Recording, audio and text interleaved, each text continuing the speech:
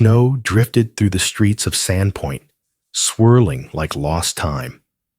Outside a small cafe, an elderly couple stood trembling in the storm. Two silhouettes against the white, their coats heavy with frost, their hands gripping worn canes. No one looked up.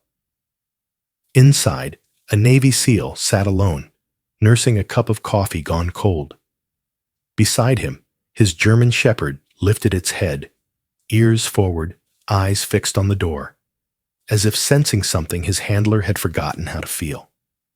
What happened when those eyes met would change all three of them forever. Because sometimes, miracles don't come with angels. They come with veterans and loyal dogs. Before we begin, tell me, where are you watching from? Drop your country in the comments below. The morning light over Sandpoint, Idaho, came pale and reluctant, filtering weakly through a sky heavy with snow. The storm hadn't stopped for 2 days, and the streets were now a hushed expanse of white, broken only by the occasional rumble of a passing truck and the whisper of wind through the pine trees.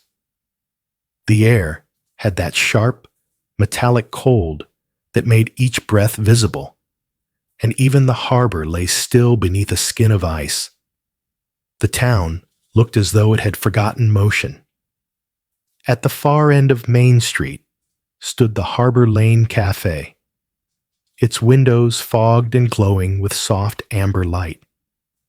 The scent of roasted beans and maple syrup drifted faintly outside whenever the door opened, a small comfort to anyone brave enough to step through the storm.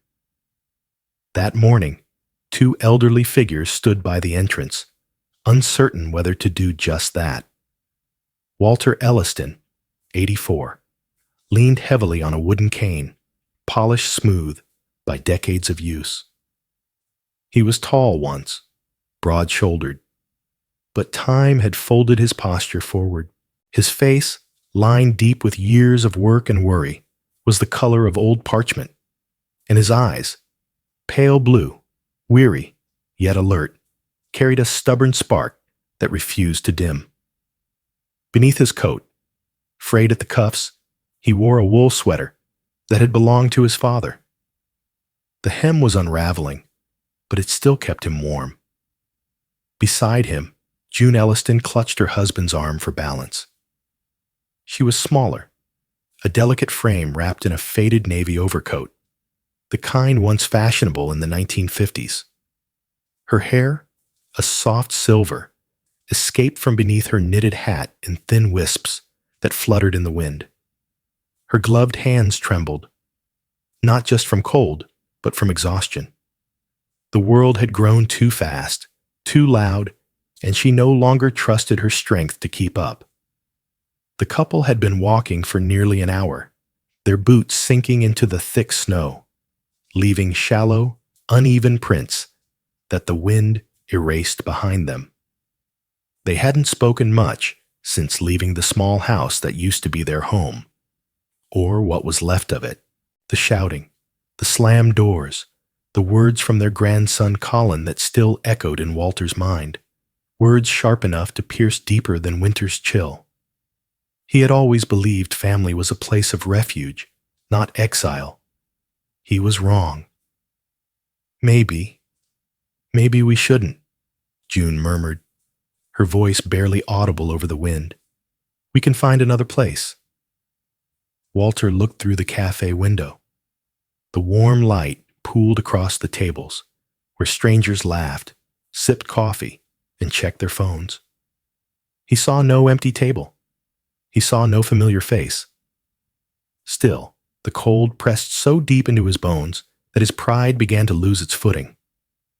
Just for a moment, he said quietly, to get warm. Inside the cafe, the world felt different. Closer, calmer. The air carried the sweet heaviness of cinnamon rolls and fresh coffee. The wooden floors creaked under every step, and the walls, lined with black and white photos of Sandpoint in earlier days, seemed to hum with the memory of better winters. A radio played low in the background, an old country song that spoke of roads and redemption. At the back table near the window sat Ethan Cole, 38, shoulders squared, back straight even in stillness. He was the kind of man people glanced at twice, once to note the quiet confidence, and again to wonder what kind of life carved such restraint into a face. His hair was short and dark, with a streak of gray beginning to claim the sides. A thin scar ran from his jawline to just beneath his ear, a reminder of a place he didn't talk about anymore. Ethan had served as a Navy SEAL for 15 years. Combat zones, foreign lands, endless missions that blurred into each other. He'd seen the world's beauty and its brutality layered together, and both had left marks. Since returning home, he hadn't found peace, only quiet. He carried it with him, like a backpack full of stones, heavy but invisible to anyone else.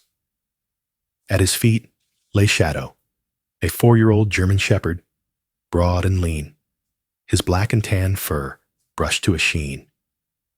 His amber eyes were sharp, intelligent, and always moving.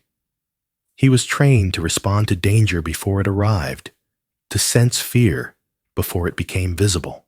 But here, in this small cafe, Shadow rested with the calm of a soldier off duty.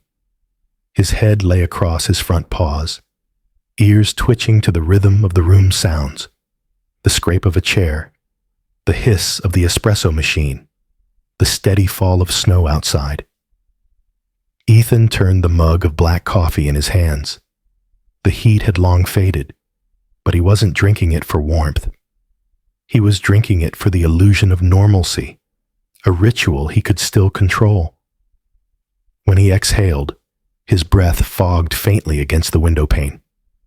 At the counter, Sarah Green, the barista, hummed softly as she refilled cups.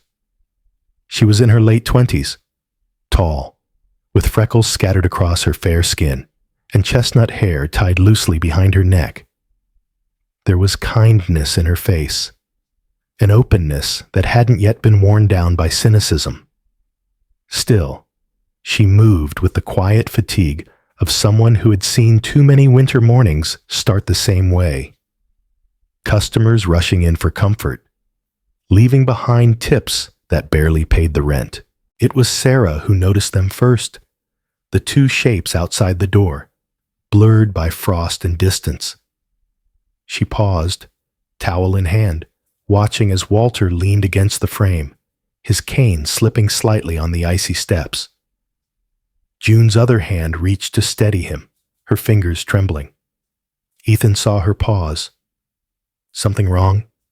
he asked, his voice low and calm. Sarah blinked and shook her head. "Just people outside. Looks cold." Ethan's gaze drifted toward the window.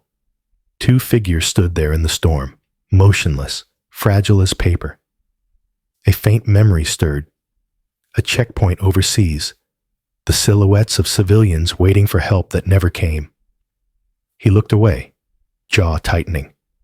They'll come in if they need to. But Shadow lifted his head. The dog's ears pricked forward, muscles subtly tensing beneath his coat. His amber eyes fixed on the door, unblinking. A low, uncertain whine escaped him. A sound not of fear, but of recognition. "What is it?" Ethan asked under his breath. Shadow didn't move, only stared harder. Outside, Walter hesitated, watching the snow swirl around his wife's boots. "I'll open it," he murmured. June nodded, though her lips were pale. She wanted to protest again, to suggest turning back, but her legs ached and her breath came short. Somewhere behind the glass, warmth waited. For one small moment, she let herself imagine it was the same warmth their house used to hold, the one Colin's shouting had driven out long ago. Walter reached for the door handle, the leather of his glove stiff from cold. The metal stung his palm as he gripped it. Inside, Shadow shifted his weight, rising slowly to his feet. Ethan frowned at the sudden alertness. The door creaked. A burst of wind rushed through, scattering napkins from the counter and pulling heat out of the room. Conversations faltered. The radio's low hum seemed to fade beneath the gust. Snowflakes tumbled through the open doorway, clinging to coats and hair and the edges of wooden tables. June stepped in first, guided by Walter's arm. The storm had turned her cheeks the color of faded roses. Droplets glimmered along her hat like pearls. She blinked at the brightness of the cafe, the hum of voices, the sudden, impossible comfort of warmth. For a heartbeat, the room was still. Sarah set her towel down, watching them with soft concern. A few customers turned their heads, some curious, others merely inconvenienced, but Shadow didn't look away. The German shepherd's eyes locked on the couple, his tail lowering slightly as his ears tipped forward. It wasn't aggression. It was awareness. The kind that came from instincts sharpened by countless missions, by learning to recognize the wounded even when they tried to hide it. Ethan followed the dog's gaze. He saw them, two figures barely standing, their coats soaked through, their faces etched with quiet defeat. Something stirred deep within him, something that had been asleep for far too long. Then the door swung fully open with a second gust of wind. The napkins fluttered again. The lights flickered once, and the smell of snow filled the cafe. Shadow took a single step forward, eyes unwavering, his entire focus pinned on the couple by the door, as if he had recognized them before Ethan ever did. For a few seconds after the wind died down, the Harbor Lane Cafe felt like a photograph.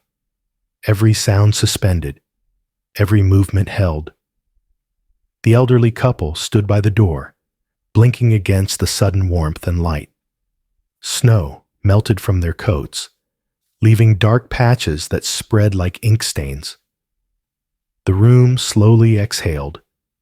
Conversations resumed. Chairs scraped faintly across the wooden floor, and a young man near the window returned to typing on his laptop. But the hush that had briefly fallen didn't fade completely. It lingered, as if the cafe itself had drawn a quiet breath and refused to let it go. Walter Elliston guided his wife forward. "Let's just ask," he murmured. June nodded, her hand tightening on his arm. Her lips were pale, trembling faintly, and the way she leaned into him told more than her words ever could. Together they moved between tables, passing strangers who smiled politely before turning away. Near the counter, Lydia, the younger of the two servers, watched with a curious mix of empathy and hesitation. She was 25, petite and light-footed, with copper-red hair tied up beneath a navy headband. Her cheeks carried the natural blush of someone unused to makeup, and her green eyes darted between the couple and the rest of the room. Lydia had started working at the cafe only a few months earlier, after moving from Spokane to escape what she called a life that didn't fit anymore. She'd once been a music student, but bills had taught her different lessons. Still, there was a gentleness in her that hadn't been worn away yet, the kind that made her linger a few seconds longer than others might when someone looked lost. June stopped at the nearest table where two young women sat with steaming cups of mocha and open sketchbooks. "Excuse me," June said softly, her voice almost apologetic.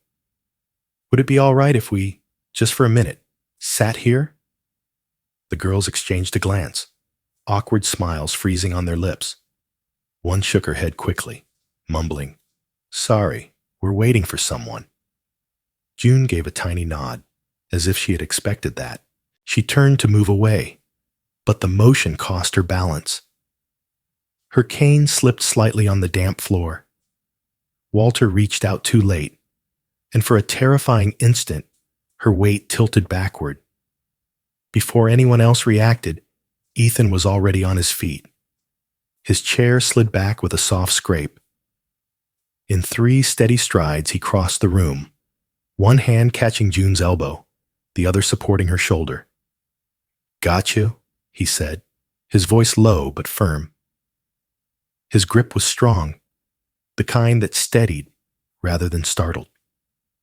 June blinked up at him, startled by the sudden presence of this tall stranger, whose gray eyes seemed both sharp and kind at once. Shadow moved too, quietly, instinctively. The German shepherd rose from his place beneath the table and padded forward, stopping just beside June's leg. His tail was low, but wagged once, the gesture small, but reassuring. Ethan adjusted his hold so June could regain her footing. "You all right, ma'am?" June nodded, breath catching, just dizzy for a moment. Walter cleared his throat, his pride flickering in the space between gratitude and embarrassment. "We didn't mean to cause trouble." "No trouble," Ethan said. He turned his head slightly, speaking not as an offer, but as a certainty. "You can sit here." He nudged his own chair aside and pulled another from a nearby table. For a heartbeat, Walter hesitated. Decades of quiet dignity warred with the simple need for rest. Then he nodded once, voice low. "Thank you, son." Ethan said nothing more.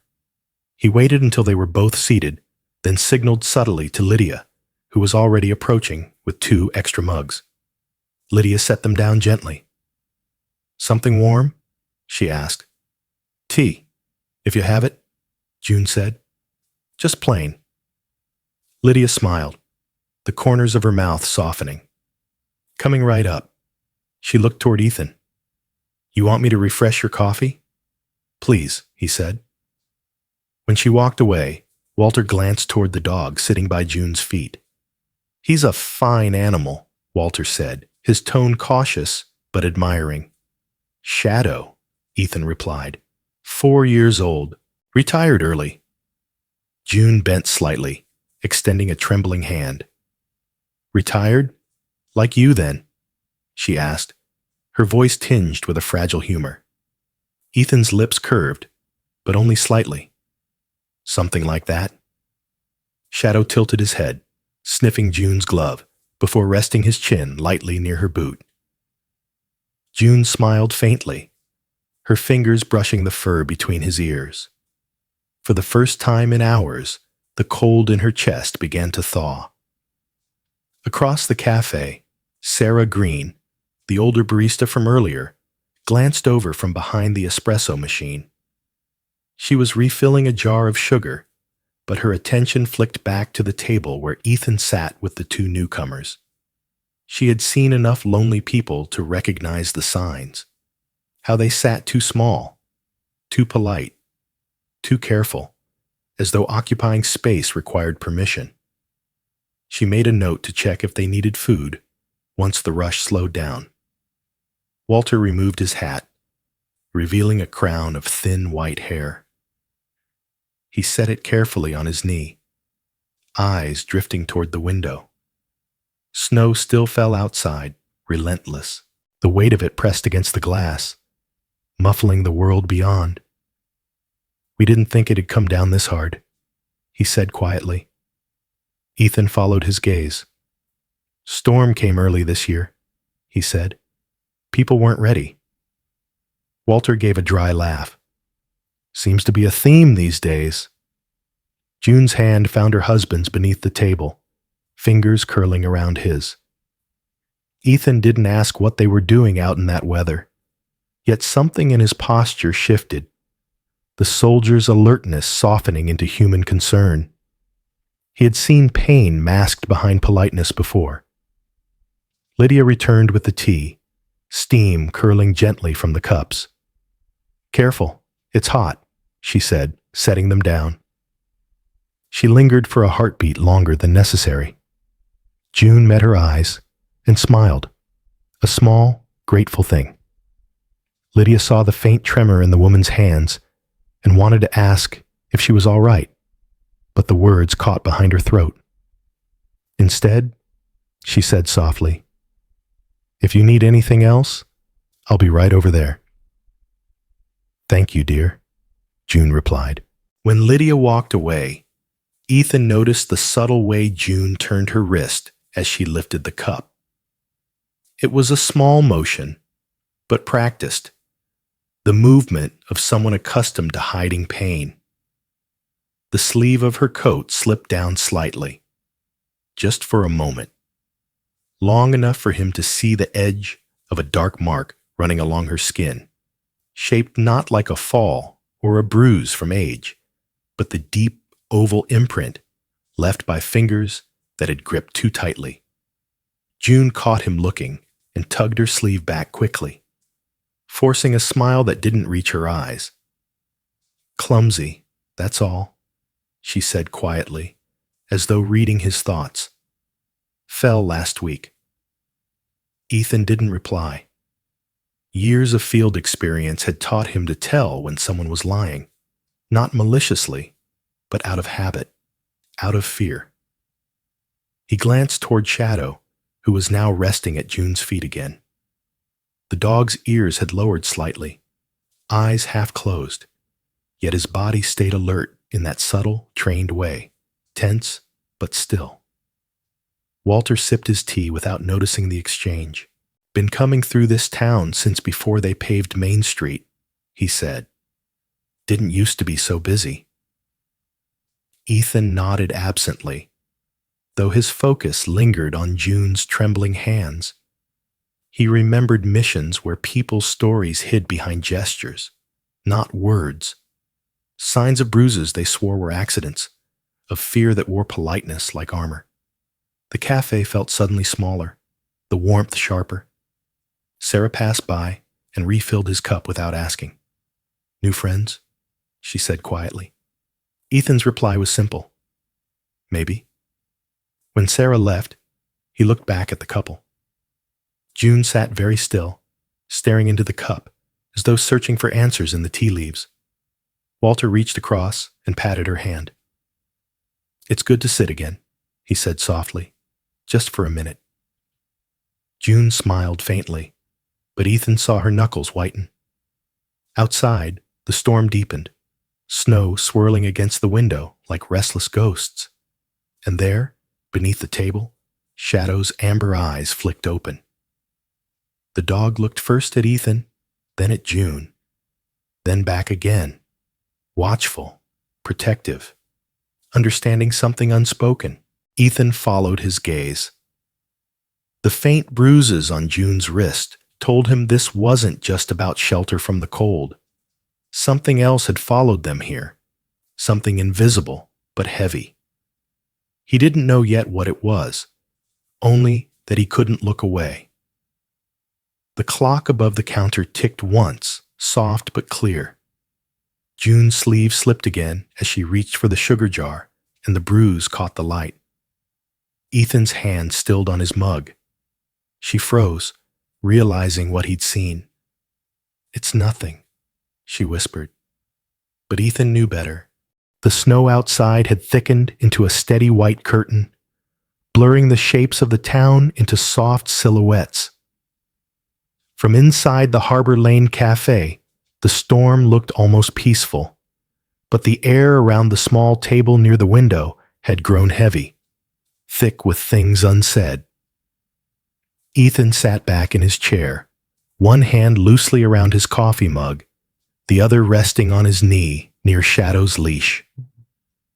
Across from him, June stirred her tea without drinking, the spoon tapping gently against the porcelain in an absent rhythm. Walter sat rigid, his cane leaning against the table, his knuckles pale from the grip that kept him steady. The bruise on June's wrist still lingered in Ethan's thoughts. It wasn't just a mark. It was the silence that followed his noticing it, a silence that wasn't defensive, but fearful. He had seen that kind before. It was the silence of someone who had learned that truth invited punishment. A soft voice broke through the tension. "You're kind to let us sit," Walter said, not quite meeting Ethan's eyes. "Most folks these days don't have much patience for old bones like ours." Ethan shrugged slightly. "Doesn't take much to be decent," he said. His tone was even, though his gaze remained observant. Years of training had conditioned him to notice details. The way Walter's right hand trembled when he reached for his cup, or how June flinched every time someone laughed too loudly from the far side of the room. Shadow shifted beneath the table, letting out a quiet exhale. The dog's body tensed just enough for Ethan to notice. He followed Shadow's attention toward the front counter, where the bell above the door jingled, and a man in a heavy gray coat stepped in from the cold. The newcomer was tall, broad across the shoulders, with a weathered face that spoke of long days outdoors. His beard was rough and untrimmed, flecked with gray, and his eyes carried a watchfulness that came from habit rather than hostility. He brushed snow from his coat and nodded toward Sarah at the counter. "Coffee. Black," he said simply. His voice was gravelly, deep, the kind that suggested a smoker or someone used to shouting over wind. Sarah, professional as always, smiled politely and began pouring. Ethan glanced back at Shadow, who had relaxed again. He wasn't sure why the dog had reacted, but he trusted that instinct. He always did. Shadow had learned to read tension faster than any human could. Walter followed Ethan's gaze for a moment, then lowered his voice. "He reminds me of our grandson," he said quietly.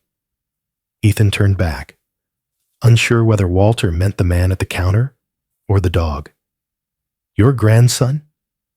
June's spoon stilled. Walter hesitated, the lines around his mouth tightening. He looked at June, then sighed as though deciding something. "We weren't going to talk about it," he said softly. "But maybe we should." Ethan said nothing. He'd learned the value of silence in getting people to speak. Walter rubbed his hands together, his voice trembling slightly. "His name's Colin Elliston. He's 45 now. Big man, smart once.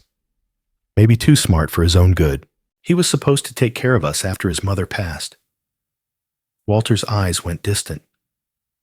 "Said he'd help with the house, the bills. We thought it was kindness. But kindness turns sharp when money's involved." June's gaze stayed on her cup. "He said we owed him," she whispered. "Said we were lucky he didn't put us somewhere else." Lydia, passing nearby with a tray, hesitated for a second when she heard June's tone. She glanced toward Ethan, uncertain, then continued on quietly, leaving them privacy. Walter's fingers drummed against the table. He took control of everything: bank accounts, the deed, the phone. Said it was easier that way. But easier for who? His jaw tightened, a flicker of anger surfacing before he swallowed it down. When we asked about the bills, he said not to worry. When we wanted to see the neighbors, he said they were too busy. Before long, we stopped asking.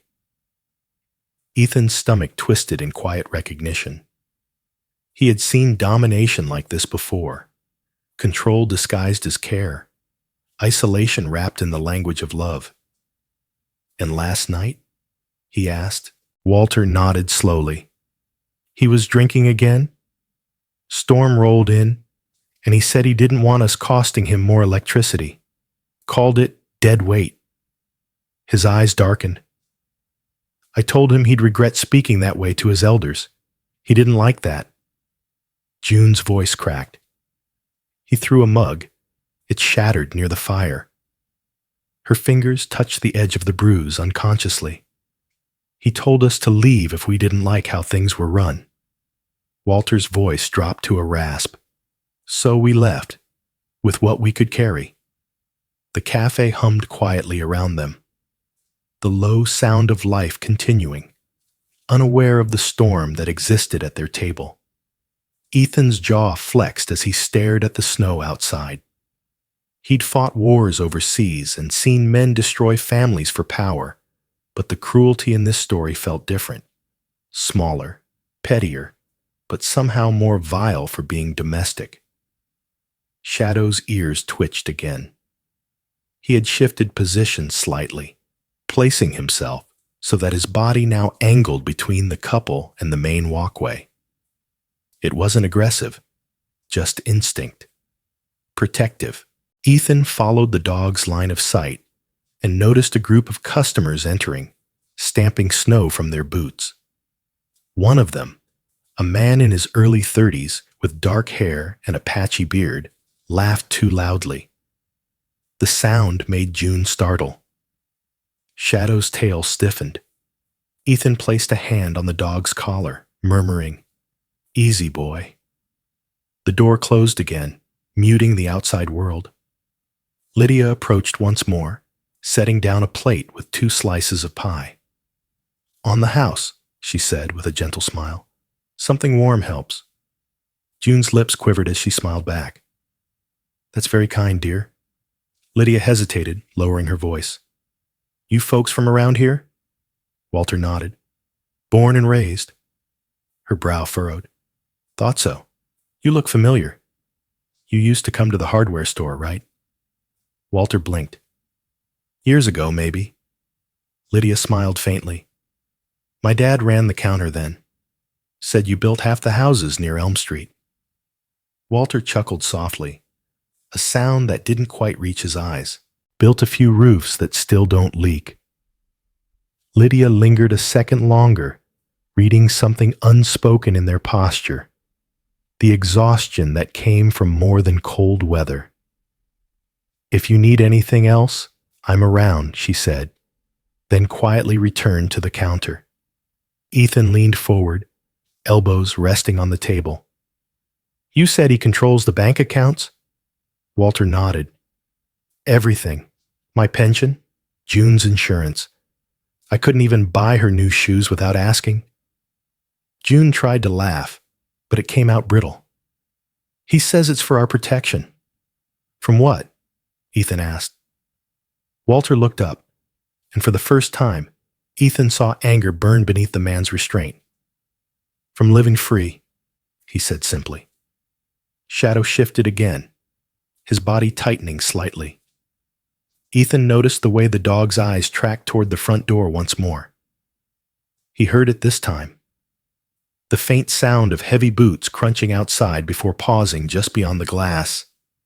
The shape beyond the fogged window was blurred, motionless, but large. A prickle moved along Ethan's neck. Years of service had taught him to listen to the smallest warnings, the hesitation before a threat steps forward. The cafe's warmth suddenly felt fragile. The door handle twitched slightly before stilling. Whoever was outside hadn't decided whether to enter. Ethan's hand moved instinctively to Shadow's collar. "Stay," he murmured. The dog's muscles went rigid but silent, eyes fixed on the window. Walter followed his gaze. "What is it?" "Probably nothing," Ethan said softly, though his body remained coiled. Outside, the blurred shadow moved away, swallowed again by the storm. Only then did Ethan's shoulders ease a fraction. He met Walter's eyes. "You said he threw you out last night. Does he know you came here?" Walter hesitated. "He knows everything." That answer sat heavy between them. Shadow finally lay back down, but his eyes stayed open. The rhythm of his breathing matched the slow, steady beat of Ethan's heart. Controlled, but alert. Ethan knew 2 things then. The storm outside wasn't the only danger closing in, and the old couple sitting across from him couldn't fight it alone for much longer. The storm had softened by late afternoon, but the sky remained the color of ash. Flakes still drifted in lazy spirals, landing quietly on windshields and melting into the slush below. The Harbor Lane Cafe had thinned out. The chatter that once filled the room was now replaced by the muted hum of the heater and the occasional clink of cups being stacked for closing. Ethan sat still for a moment longer, watching the snow cling to the window pane, his thoughts moving slower than usual. Across from him, Walter and June Elliston finished the last of their tea, both too polite to admit how long they had been sitting there. Shadow lay at Ethan's feet, eyes half closed but far from asleep. His ears twitched at every shuffle, every shift of a chair. When Lydia passed by with her tray, the dog's head tilted briefly before settling again. "Storm's not getting better," Sarah said as she approached their table, wiping her hands on her apron. The soft lines around her eyes deepened when she smiled. "You folks sure you want to be heading out?" Ethan looked up at her. "We'll manage," he said evenly. "They shouldn't be out in this any longer." Sarah hesitated, glancing toward the old couple. There was something about June's fragile posture and Walter's stoic silence that unsettled her. "If you need a place to stay, there's a bed and breakfast 2 streets over," she offered. "The owner's a widow, Mrs. Dawson. Sweet woman. Runs it quiet. Might have a room open."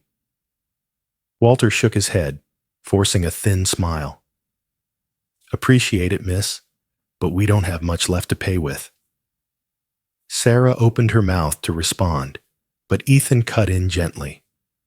"I'll handle it," he said, pulling a few bills from his wallet and leaving them beneath the coffee mug. "Come on, let's get you somewhere warm." Walter's protest died in his throat. The quiet authority in Ethan's tone made refusal feel out of place. Outside, the air bit sharp against their faces. The snow squeaked under their boots as they crossed the parking lot. The cafe's neon sign flickered behind them, its glow swallowed by the encroaching dusk. Ethan led the way to his truck, a dark, weather-worn Ford that looked as though it had survived as much as he had. The bed was dusted with frost, and the engine groaned when he turned the key, coughing twice before settling into a low hum. "Climb in," Ethan said, opening the passenger door. Shadow hopped into the back seat first, his paws leaving wet prints on the leather. Walter helped June climb up, careful with her coat hem so it wouldn't snag. Ethan adjusted the heat dial and waited until the defroster began to push warm air through the vents before shifting into gear. The roads out of Sandpoint were slick and narrow, winding between pine trees that bent under the weight of snow. The headlights carved tunnels through the gray light, illuminating the faint glimmer of ice on the asphalt. Shadow sat alert in the back, his head between the front seats, nose twitching occasionally as if cataloging scents through the half-open window. June clasped her hands tightly on her lap, eyes fixed on the snowy road ahead. "We're troubling you, aren't we?" she said softly. Ethan glanced over. "You're not," he said. "No one should be left out there." Walter cleared his throat. "You sound like a man who's seen worse." Ethan's grip tightened slightly on the steering wheel. "Maybe," he replied. The single word carried more truth than explanation. They drove in silence for several minutes. The rhythm of the wipers against the windshield was steady, hypnotic. Snowflakes streaked through the beam of light like falling stars. Then Shadow moved. His ears rose, his body stiffening slightly. A faint growl vibrated in his chest, low and uncertain. Ethan's eyes flicked to the rearview mirror. Headlights glowed faintly in the distance. 2 points of yellow slowly gaining on them. The truck behind them didn't sway or speed. It followed with precision, staying far enough back to seem casual, but close enough to be deliberate. "Someone behind us," Ethan murmured. Walter turned, squinting through the frosted rear window. "Can't see much in this weather." June's hand went instinctively to her husband's sleeve. "Do you think it's—" She didn't finish the sentence, but Ethan didn't need her to. The fear in her voice filled in the name, Colin. He pressed his foot lightly on the gas, testing the response. The Ford accelerated just enough to stretch the distance. The headlights behind them mirrored the motion, closing the gap again with quiet persistence. Shadow's fur bristled along his spine. His amber eyes locked on the glow behind them, pupils narrowing. Ethan's jaw set. "Stay calm," he said. June's breathing quickened. "He wouldn't follow us, would he?" Walter's silence was answer enough. The town's lights faded behind them as they entered the darker stretch of County Road 12. The snow fell heavier now, thick flakes spinning like ash through the beams. Ethan's focus sharpened. His training took over, calculating distance, terrain, escape routes. The truck's tires crunched over the icy road, and every sound outside felt amplified. The whine of wind, the creak of the steering column, the heartbeat of pursuit. Walter shifted in his seat, peering through the side mirror. "Gray pickup," he said, voice hoarse. "That's his." June's hands flew to her mouth. "Dear God." Ethan kept his eyes on the road. "He can follow," he said quietly, "but he won't touch you." The headlights behind them flashed once, long enough to confirm intent, not communication. Ethan's pulse slowed, steady, trained to handle crisis with clarity. He guided the Ford onto a side route leading toward the old logging road, one that looped through the forest before reconnecting to the main highway. It would be narrow and unplowed, but defensible.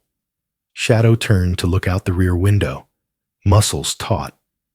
A low growl slipped again from his throat, more certain this time. "Good boy," Ethan murmured. "Keep eyes on him." Behind them, Colin's gray pickup roared as he shifted gears, his fury translating into motion. Inside that vehicle, Colin Elliston gripped the steering wheel so hard his knuckles had gone white. His face, once handsome in a rough laborer's way, was red with anger. His sandy brown hair clung damp to his forehead, and the stubble on his jaw made him look even more unkempt. The scar above his right eyebrow, a souvenir from a drunken fight years ago, flared with color whenever his temper rose. He muttered curses under his breath, eyes locked on the faint red taillights ahead. He couldn't believe his grandparents had gone running to a stranger, airing family matters like some public shame. "Think you can just walk away, old man," he growled. The words fogged the windshield. He pressed harder on the gas. The tires fishtailed briefly before catching traction again. Ethan noticed the pickup closing in. "Hang on," he said, voice even but sharp. He steered into the narrower road, the truck jolting over ruts beneath the snow. Pines crowded close on either side, their branches forming dark walls. Walter's cane rattled against the door. "Where does this go?" "Old logging route," Ethan said. "Not far."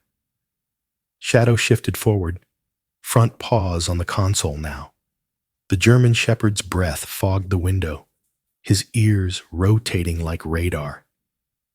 The gray pickup stayed on their tail, its headlights bouncing in and out of view between the trees. The roar of its engine echoed unnaturally through the forested pass. Ethan slowed briefly to navigate a curve, and that was when the pickup surged ahead.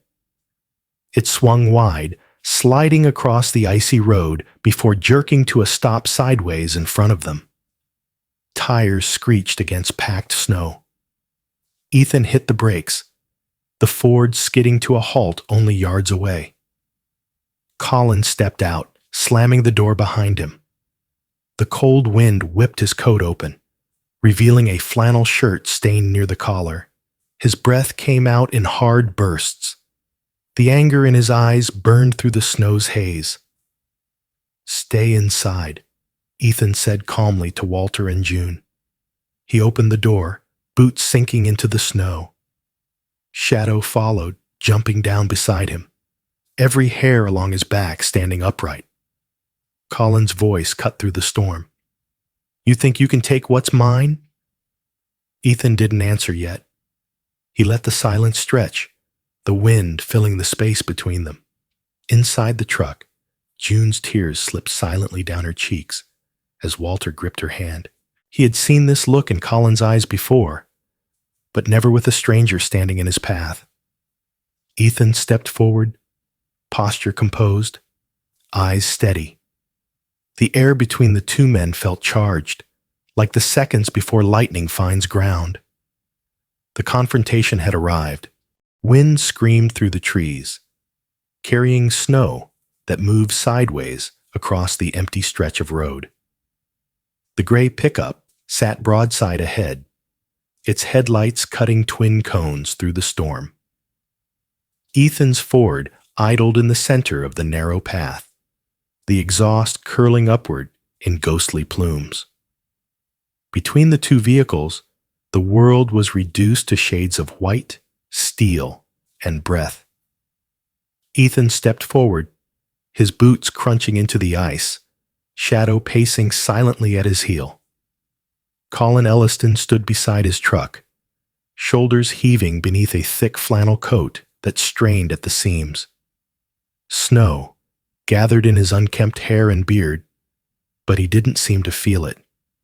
His eyes, bloodshot and bright with fury, locked on the figures inside Ethan's vehicle, on the silhouettes of Walter and June huddled close together. "You've got no right taking them," he shouted, his voice roughened by whiskey and rage. Ethan's reply came calm, measured. "They're not property." "Property?" Colin barked out a laugh that ended as a snarl. "Everything I've done was for them. The bills, the house, the food on their table. You think I'm the bad guy because they spun you a story?" He took a half step forward, snow sloshing beneath his boots. "They're old. They forget things. They lie when it suits them." Ethan didn't move. His breath came slow, controlled, his pulse steady even as adrenaline burned quietly beneath the surface. "Old doesn't mean foolish," he said, "and I've seen enough to know what fear looks like." Behind him, the truck door opened. Walter's voice, tremulous but firm, carried over the wind. "Colin, enough. You've done more harm than help." Colin's face twisted. "I gave you everything," he roared. "You'd be freezing to death without me." He jabbed a finger toward Ethan. "And who's he? Some stranger you dragged in to feel sorry for you?" Ethan didn't answer, but Shadow's posture changed. The German shepherd's tail dropped, his head lowered, ears forward. A warning growl rippled through his chest, low, steady, the kind that spoke more clearly than words. Colin flinched, but covered it with a sneer. "You got your dog trained to threaten people now?" Ethan's voice hardened. "Only when they need to be." Colin laughed again, but the sound came out thin. His confidence was crumbling under the weight of something he didn't understand. Ethan's composure, the dog's unwavering gaze, and the quiet strength that now stood behind them. Walter had stepped from the truck, his old cane sinking into the snow. His face, lined with age and exhaustion, carried an expression Colin hadn't seen in years. Defiance. "Son," Walter said, his voice shaking not from fear, but from conviction. You stopped caring the day you started counting what you could take. Colin's jaw clenched. You ungrateful. He lunged forward. The motion was sudden, fueled by months of resentment and too much liquor. Ethan shifted instantly, placing himself between Colin and the couple. Stop. The single word was a command, flat and immovable, but Colin didn't. He reached past Ethan's shoulder, grabbing for June's arm as she tried to step back. His fingers brushed her coat, then Shadow moved. The dog launched forward with a bark that cracked the storm open. Snow burst upward around his paws as he landed squarely between Colin and June, hackles raised, fangs bared in warning but not attack. The sound that came from him was deep and resonant, vibrating through the air. Colin stumbled backward, slipping on the ice, his coat whipping in the wind. Ethan's tone stayed even. He won't bite unless I tell him to, he said quietly. But I wouldn't test that. For a moment, the only sounds were the wind and Colin's ragged breathing. He stared at Shadow, whose eyes glowed amber beneath the truck's headlights. Then his gaze snapped back to Ethan. You think you can protect them forever? You don't know who you're dealing with. Ethan stepped closer, his own shadow merging with the dog's. I know exactly who I'm dealing with, he said. A bully who mistook fear for respect. Colin's hand curled into a fist, then fell open again. The reality of the situation, the calm, unflinching man before him, the trained animal standing guard, finally broke through the haze of his anger. He spat into the snow, the dark spot hissing against the ice. This isn't over. Walter stood a few feet behind Ethan, clutching his cane. For the first time in years, he felt the fragile thrill of being defended. His heart pounded against his ribs, but the weight pressing on his chest wasn't fear. It was something closer to relief. June reached for her husband's sleeve. Please, she whispered, let's go back to the car. Ethan nodded slightly, not turning his back until Colin had stepped away. You heard her, he said. Walk away. Colin's eyes darted between them. You think the law's going to believe a couple of senile old fools and some washed-up soldier? Ethan's jaw tightened, but his tone didn't rise. You'll be surprised what people believe when they finally see the truth. For a long, taut moment, the storm filled the space between them. Colin's face twisted again, rage giving way to something colder, darker. You haven't won, he hissed. I'll take back what's mine, the house, the money, everything. He turned abruptly, stomping back toward his truck. The door slammed hard enough to echo through the trees. The gray pickup fishtailed once before straightening out and disappearing into the swirling snow, its taillights fading like dying coals. Silence settled over the road again, broken only by the faint growl of Ethan's Ford engine and Shadow's steady breathing. The dog's fur slowly lowered, though his eyes remained on the horizon. Walter leaned heavily on his cane. He'll come back, he said softly. He always does. Ethan glanced toward the old man, then at the woman trembling beside him. Then we'll be ready, he replied. His voice was quiet but certain, the kind of certainty that came from years of facing storms far worse than this. Walter looked at him for a long moment, then nodded. You remind me of someone I knew long ago, he said, the corners of his mouth turning upward faintly. A man who didn't talk much either, but when he did, he meant it. Ethan almost smiled. Those are the ones worth listening to. They returned to the truck, snow crunching beneath their boots. Shadow leapt into the back seat, circling once before lying down. his head resting on the armrest between the front seats. June sat quietly, her hands clasped, staring out the window at the white blur of falling snow. As Ethan pulled back onto the road, the storm seemed to ease slightly, as though acknowledging the confrontation had passed. For now. The road stretched ahead, long and uncertain. Behind them, the darkness swallowed the last traces of Colin's truck.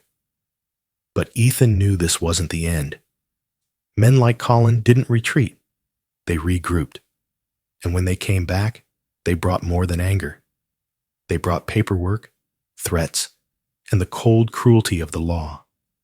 Still, as Shadow shifted closer, his muzzle brushing against Ethan's arm, a quiet strength filled the cab. Walter's hand rested over June's. For the first time in years, the two old souls felt that someone stood beside them, not for obligation, not for pity, but for what was right. Ethan kept his eyes on the road ahead, snow hissing beneath the tires. The war wasn't over. It had only changed shape. The motel room was small and smelled faintly of detergent and damp carpet. But to the Ellistons, it felt like shelter. Outside, the snow had quieted to a thin drizzle, soft flakes melting on the windows like sighs. Ethan sat at the small desk near the corner, phone pressed to his ear, his posture upright, the way soldiers sit even years after they're discharged. Shadow lay stretched beside the bed, his head resting on his front paws, eyes half open, every few seconds flicking toward the door as if expecting trouble. On the bed, June and Walter sat close together. June was wrapped in one of Ethan's spare blankets, her frail hands resting over her knees. Walter's cane leaned against the nightstand, its worn handle catching the yellow light from the lamp. Neither of them spoke much, but the silence between them no longer felt empty. It felt like waiting. Ethan's voice was low but firm. "Mark, I wouldn't ask if it wasn't urgent." He paused, listening to the voice on the other end. Elder abuse, financial control, physical harm. The kid's name is Colin Elliston. Another pause. "Yeah, I know. But this isn't just a bad family argument. It's systematic." Mark Rivera's voice crackled faintly through the speaker. His tone was gruff, touched by the easy confidence of someone who'd seen both combat and bureaucracy. "You always did know how to find trouble, Cole," he said. "You sure you're ready to wade back into this kind of mess?" "Ready or not," Ethan replied, glancing toward the couple. "They need help, and I'm not letting another predator walk away because the system's slow." Mark's sigh came through, a sound that mixed exasperation with reluctant admiration. "All right, I'll pull the records, check on Colin's financials, see if there are red flags, fraud alerts, withdrawals, title transfers. You said the grandparents are with you?" "They're safe for now." "Good. I'll reach out to Grace Dalton. She's been running pro bono elder defense for vets and seniors. If anyone can fight this on paper, it's her." Ethan nodded. "Tell her I owe her lunch." "She already knows," Mark replied dryly, and hung up. Ethan placed the phone down, rubbing the bridge of his nose.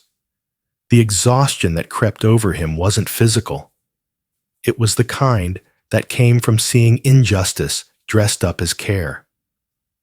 Shadow nudged his knee gently, sensing the weight pressing down on his handler.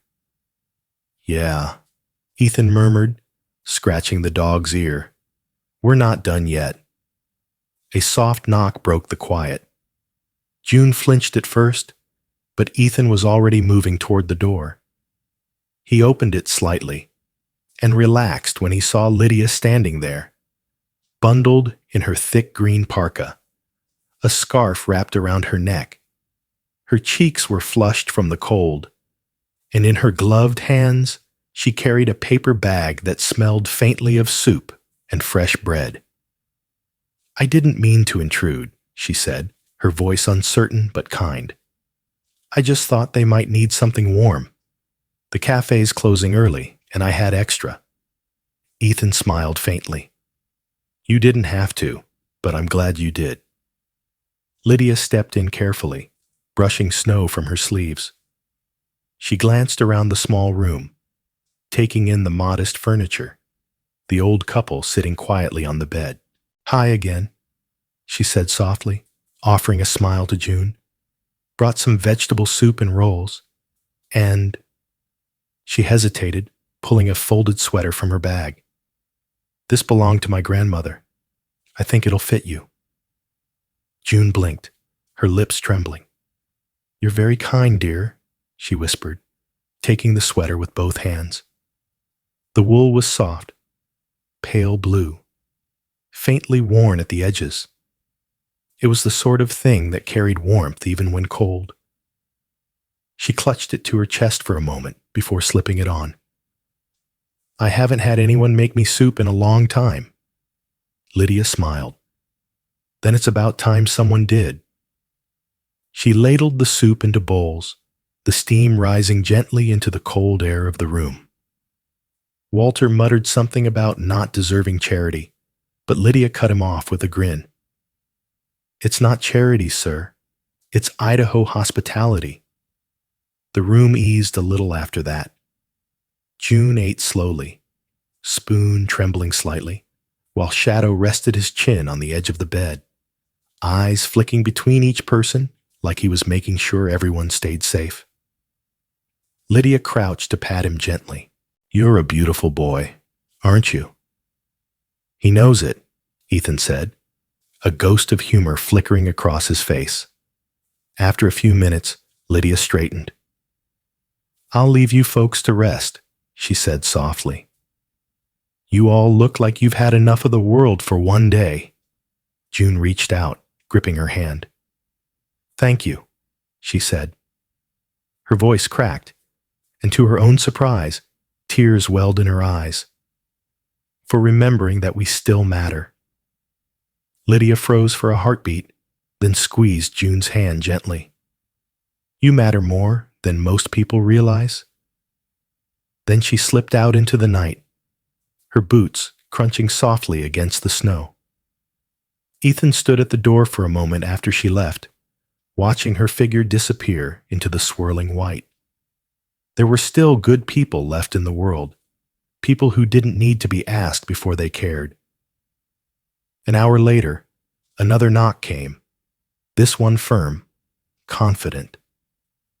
Ethan opened the door to find Mark Rivera standing there. Mark looked older than Ethan remembered, mid-40s, hair cropped short and streaked with gray, his frame still solid beneath a worn brown jacket. A jagged scar ran along his left cheek, disappearing into the shadow of a beard. He had the weary eyes of a man who'd seen too much of what the world does to the weak, but his handshake was strong, deliberate. "You don't age, Cole," he said dryly. "Still got that hero complex, though." Ethan smirked. "You came anyway." Mark shrugged. "Can't let you have all the moral credit." He stepped inside, scanning the room. When his gaze landed on June and Walter, his demeanor softened instantly. "Ma'am." "Sir." He nodded respectfully. "We're going to get you through this." Before Ethan could respond, Mark's phone buzzed. He glanced at it, then handed it over. "Grace wants to talk to you." Ethan took the phone. "Grace Dalton." A clear, sharp voice came through. Her tone was precise, professional, and anchored with quiet strength. "Ethan Cole, I heard you pulled me into another mess." "Wouldn't call it a mess," Ethan said. "More like a mission." Grace chuckled lightly, the sound quick but warm. "You always were poetic for a SEAL." Grace Dalton was 40, with a reputation for being relentless in the courtroom. A former Navy legal officer, she had left active duty after losing her husband, also a veteran, to an avoidable medical error at a VA hospital. Since then, she had dedicated her practice to defending those who couldn't defend themselves. She was tall, with chestnut hair cut neatly at her shoulders, and a composure that could calm a room or silence a bully with equal ease. "I'm driving up from Coeur d'Alene tonight," Grace said. "If they're willing, we'll start documenting everything tomorrow. Financials, medical, statements from anyone who's seen the abuse. We'll need photos of injuries and property records." "I'll have it ready," Ethan replied. Mark looked over from where he was unpacking a small laptop. Already pulled the first set of documents. Power of attorney transfer, bank withdrawals, and one fun surprise. The house title's been moved to Colin's name last fall. Walter's head dropped. "He promised that was just paperwork," he said, his voice hollow. Grace's voice hardened over the line. "That promise ends tonight." June reached for Walter's hand, squeezing it. "We shouldn't have trusted him." "You trusted family," Grace said gently. "That's not a mistake. It's hope. He abused it. That's on him." The call ended, but her words hung in the room like a quiet vow. Ethan looked around, at Mark working quietly on the files, at Walter and June sitting a little taller than before, at Shadow, curled by the door like a guardian. For the first time since this began, the air felt different. The fear was still there, but so was something else. Resolve. Walter met Ethan's eyes. "Feels like I'm back in a fight again," he murmured. Ethan gave a faint smile. Old warriors never really stop fighting. They just change what's worth fighting for. The next morning would bring forms, signatures, and strategy. But for now, in that small motel room surrounded by snow, there was peace. Grace's final words echoed in Ethan's mind long after the line went dead. From here on out, they don't fight alone. The morning broke gray and heavy over Sandpoint. Snow still lined the gutters, melting into shallow pools that reflected the dim winter light. The Ellistons sat quietly in the examination room of the small local clinic, waiting for the nurse to return. June's hand rested lightly on Shadow's head, her frail fingers tracing the soft fur between his ears. The German shepherd lay beside her chair, eyes closed, but his breathing was alert, slow, steady, protective. Ethan stood by the window, arms crossed, watching the frost melt from the glass. Mark Rivera leaned against the wall near the door, a clipboard in hand, while Grace Dalton spoke in low tones with the attending nurse. Grace was immaculate as always. Dark slacks, gray wool coat, her chestnut hair tied back neatly. There was an intensity in her movements that came from years of precision, her voice measured but commanding. "We'll need copies of every document," she said, "photos, notes, and your full report by the end of the day." The nurse, a woman in her 50s, with tired eyes and a kind face, nodded. "Of course, ma'am. We'll get everything processed today. Mrs. Elliston's vitals are stable. Some bruising on her arms and back, mild dehydration, but she'll recover." Grace exhaled softly, relief slipping into her tone. "Thank you." Ethan turned toward June. "You hear that?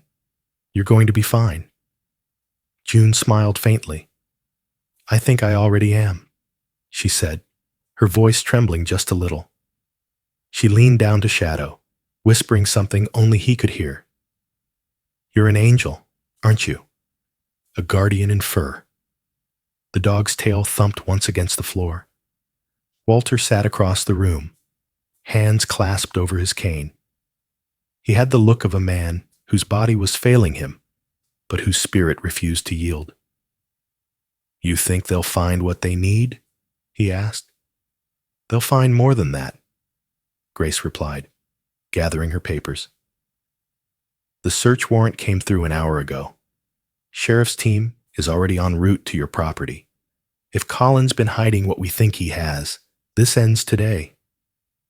Mark pushed off the wall. "Let's head over. I want eyes on it." The Elliston property sat at the far end of a rural road, lined with frozen birch trees. It was a modest farmhouse, 2 stories tall, with faded green paint peeling from the sides and a porch sagging slightly from years of neglect. A rusted mailbox tilted beside the driveway, its nameplate, Elliston, barely legible beneath a layer of ice. Sheriff Ben Harmon stood near the front gate, his breath visible in the cold. He was a man in his early 50s, tall and broad, with thinning blonde hair and a mustache streaked gray. His uniform was neat, the badge polished, but the deep lines around his eyes suggested a man who had seen too much deceit in quiet towns. Despite his hardened appearance, there was something deliberate in his manner, careful, methodical, and just a touch weary. When the Black County SUV pulled up, he turned to greet them. "Cole," he said, shaking Ethan's hand firmly. "Heard you stirred up a hornet's nest." "Just cleaning it out," Ethan replied. Grace joined them, introducing herself with the crisp professionalism of someone used to command. "Sheriff Harmon, we have the warrants, financial, medical, and property related. Colin Elliston's name shows up on several unauthorized transfers." The sheriff gave a curt nod. "We've got officers securing the perimeter. My deputy found the back door padlocked from the outside. That's a red flag if I ever saw one." Inside, the air was thick with neglect. The heat had been turned low, and every breath formed a faint cloud. The wallpaper had peeled away in long curls. On the dining table sat an empty glass and an open envelope marked "Final Notice." Mark moved carefully, camera in hand, photographing everything: the unpaid bills, the overturned chair, the stains along the carpet where a heavy piece of furniture had once sat. Grace followed the sheriff upstairs. "We're looking for signs of restraint, anything suggesting confinement." The second floor smelled faintly of dust and something sour. The first door they tried creaked open easily, revealing an empty guest room, cold, unused. The second door, however, was bolted shut with a metal latch mounted on the outside. Grace's eyes hardened. "This is it." Harmon stepped forward, unclipping his flashlight. "We'll need to force it." With a single strike from a crowbar, the lock gave way. The door swung open, revealing a small bedroom with 2 twin beds pressed against the wall. One was neatly made, the other rumpled. A tray sat near the corner, an unfinished bowl of oatmeal hardened into gray paste. Grace crouched beside it, examining the room's only window. It was nailed shut from the outside. Harmon whistled softly. "Guess we found our locked doors." Grace straightened, her voice quiet but firm. "He kept them in here." Mark entered behind them, camera flashing. "You can still see where the cane scratched the floor near the bedpost," he said grimly. "He locked them in every night." Downstairs, another officer called out, "Sheriff, you'll want to see this." They descended to the small office near the kitchen, a converted storage room lined with file cabinets and scattered paperwork. On the desk sat an open laptop and a digital recorder. Harmon pressed play. Colin's voice filled the room, sharp, slurred with alcohol, shouting, "You think you can tell me what to do in my house? You're lucky I feed you at all." A crash followed, then the faint sob of June's voice. The tape hissed, went silent, then caught another snippet. You sell that land, and I'll finally get what's mine. Grace's expression didn't change, but her fingers tightened around the edge of the desk. That's enough, she said quietly. The officers continued searching. They found a folder marked property sale, pending, detailing a plan to sell the Elliston home to a development company with forged signatures on the contracts. Another folder contained power of attorney transfers and insurance claims filed in Colin's name, all signed under false pretense. Mark exhaled slowly. That's everything we need. More than enough, Grace said. He's done. By the time they stepped back outside, the sound of tires crunching over snow signaled another arrival. A patrol car pulled up beside the property. Colin was in the passenger seat, hands cuffed in front of him, his face pale but defiant. His eyes darted to Ethan and the others standing by the porch. You think you're heroes? He spat. This is my family, my house. Ethan didn't answer. Grace stepped forward instead. No, Mr. Elliston, she said evenly. It was theirs. You just forgot what that meant. Colin lunged slightly, but Harmon's hand on his shoulder stopped him cold. Save it for the judge, the sheriff said, guiding him toward the back of the car. The metal cuffs clinked against his wrists as he was pushed inside. The door shut with a final thud, sealing years of cruelty behind glass. Ethan watched the patrol car disappear down the road, red and blue lights flashing across the snow. Behind him, Walter stood next to June, his hand trembling as he reached for hers. It's over, he whispered. Finally over. June's eyes filled with tears. For the first time in years, she murmured, I believe that. Shadow sat beside them, tail flicking once, before he leaned gently into June's leg. She smiled, stroking his head, her voice barely above a breath.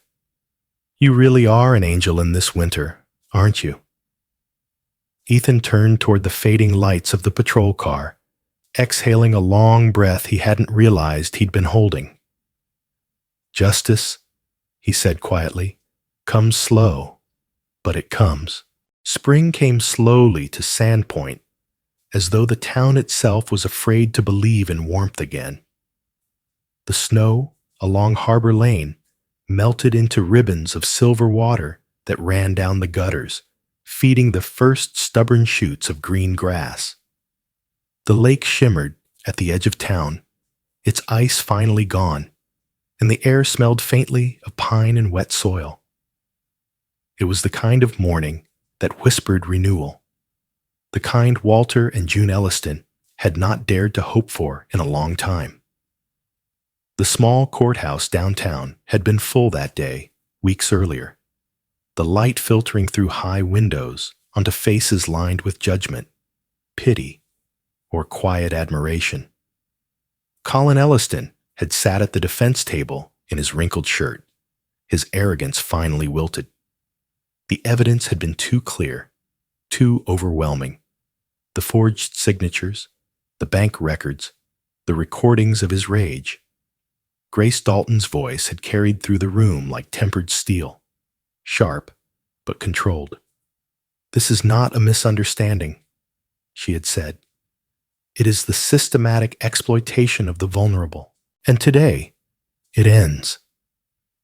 When the verdict came, June wept openly. Walter didn't move at first. He simply stared at the judge's lips, as if afraid to believe the words he was hearing. Restoration of property, rights to Walter and June Elliston, the judge had declared. Protective care assigned under state supervision, and a permanent restraining order against Colin Elliston.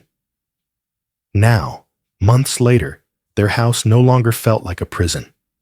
The locked doors had been replaced, the nailed windows opened to let in fresh air. Ethan had helped with the repairs himself, installing handrails along the staircase, recarpeting the hallway, fixing the loose floorboards that creaked underfoot. His hands, steady and calloused, worked with the same patience he once used to field strip a rifle in silence. Shadow followed him everywhere, nose dusted with sawdust, tail wagging whenever Walter gave a quiet order. Walter had regained a spark. Though age still bowed his back, there was strength again in the way he held himself. He wore his old flannel shirts now, clean and pressed. Sleeves rolled past his wrists as he sanded a wooden railing under Ethan's guidance. "Guess I still remember how to hold a hammer," he said one afternoon, squinting toward Ethan. "Just needed someone to remind me I wasn't done yet." Ethan smiled faintly. "You never were." June spent most mornings in the kitchen, sunlight spilling over her as she baked. Her silver hair was always pinned neatly in a bun. Her pale blue sweater, the one Lydia had given her, still soft from careful washing. Every Friday, she baked oatmeal biscuits shaped like small bones, which she stored in a tin labeled "for Shadow only." "Dogs have better souls than most people," she often said, placing a biscuit in the tin while humming softly to herself. Sometimes, Lydia stopped by from the cafe, carrying a thermos of coffee and gossip from town. Her face was bright with youth and a quiet admiration for Ethan that she never said aloud. She would kneel beside Shadow, scratching behind his ears, and laugh when he leaned his full weight against her knees. "You're getting spoiled, soldier," she'd tease. One afternoon, a delivery truck pulled into the driveway. The driver, a middle-aged man named Harvey Lowe, with a round face and sun-faded cap, stepped out holding a package marked Dalton Law Group.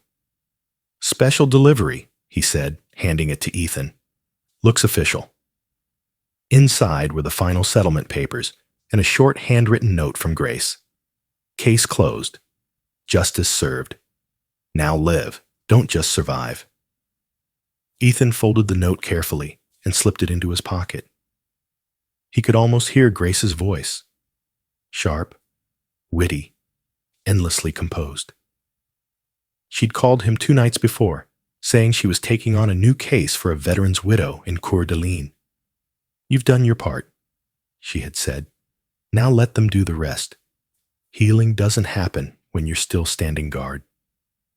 He wasn't sure he agreed, but he understood. The following week, Ethan and Shadow arrived early one morning with lumber and paint.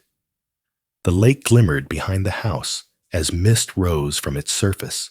Walter met them on the porch, his cane tapping lightly against the newly polished boards. "You don't have to keep fixing things, son," he said. "We're holding together just fine." Ethan looked at the railing, half smiling. "Not fixing. Finishing what we started." Shadow trotted past them, heading straight for the kitchen where June stood waiting with her tin of biscuits. "Good morning, sweetheart," she said, bending slowly to scratch behind his ears. "You know what day it is." She opened the tin. The dog's tail thumped against the floor like clockwork. She handed Ethan a cup of coffee, her fingers warm against the mug. "You know," she said softly, "it's strange to have quiet mornings again. For years, quiet meant fear. Now it means peace." Ethan nodded, glancing around the home, at the sun filtering through the clean windows, the faint scent of baked bread, the photographs restored to their rightful places on the mantel. "You earned that peace," he said.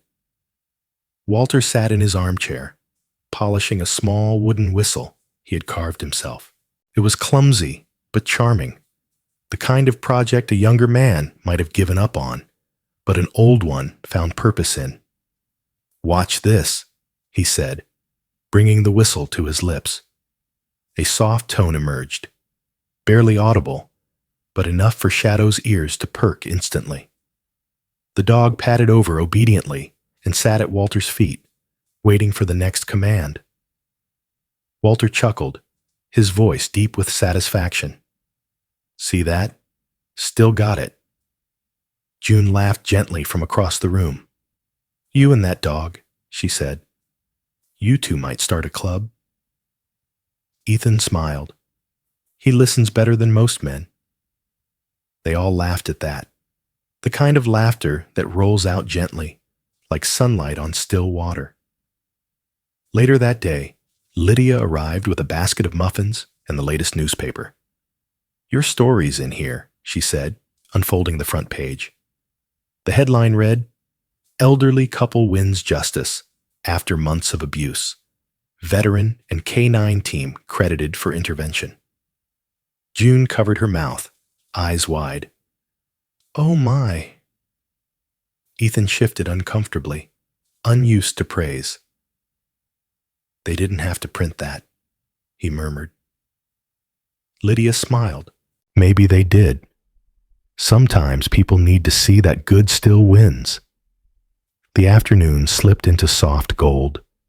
Shadow lay sprawled near the porch steps, his fur shimmering in the light, breathing steady. Birds sang somewhere in the birches. Walter leaned back in his chair, his old eyes distant but peaceful. As Ethan turned to leave, June reached for his sleeve, stopping him. Her grip was surprisingly firm. "Son," she said gently, looking up at him with eyes clear and kind. "Sometimes God sends salvation not with wings, but with a soldier and a loyal dog. Thank you for seeing us when the world decided not to." Ethan swallowed, unable to speak for a moment. He simply nodded, his throat tight. Shadow stood beside him, pressing lightly against his leg. June's smile deepened. "Take care of each other. You've given us back our life." As Ethan and Shadow walked down the porch steps, the morning sun broke through the clouds, scattering over the thawing ground. Behind them, laughter drifted from the open window. The snow was gone now, and in its place, the first green blades of spring glowed against the soft earth. Shadow paused, looking back once, then trotted forward beside his handler. Life, at last, was warm again. Sometimes, miracles don't arrive with thunder or light.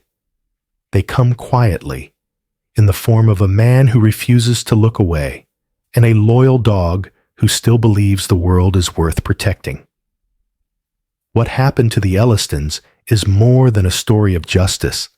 It's a reminder that God still works through ordinary hearts, through kindness offered when no one is watching, and through courage born from love.